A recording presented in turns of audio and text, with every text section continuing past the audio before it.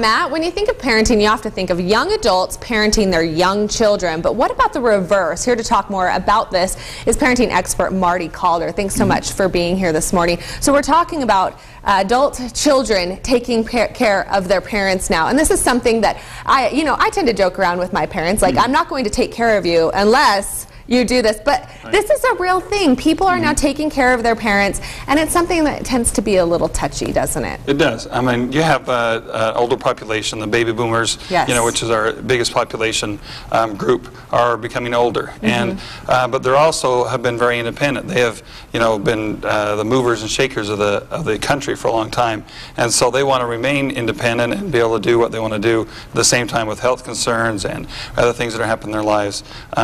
Children have to step in and be able to help to caretake for them. Sure. And how do we, I guess, how do we gauge when we're stepping over the line, I guess?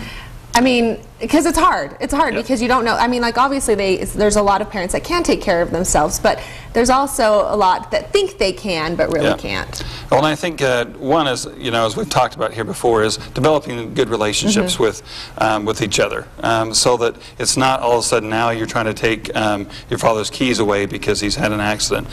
You've had some conversations, you've developed some relationships there.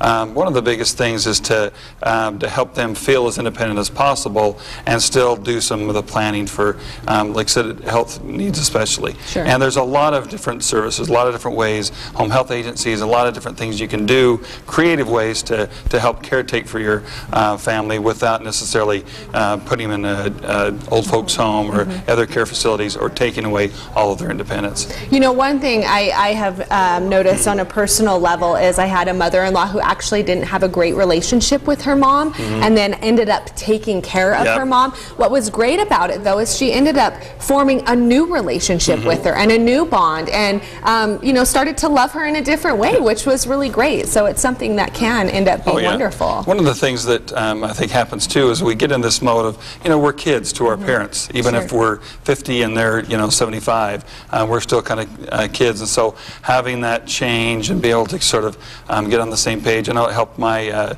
brothers and sisters when my father was passing away of cancer. We had good relationships with him, but with our mom, and it did bring our family together, and sometimes it does take those apart as well, though. All right, well, some really great advice. We'll have this interview on our website. We'll also have contact information for Marty if you have questions. There's a lot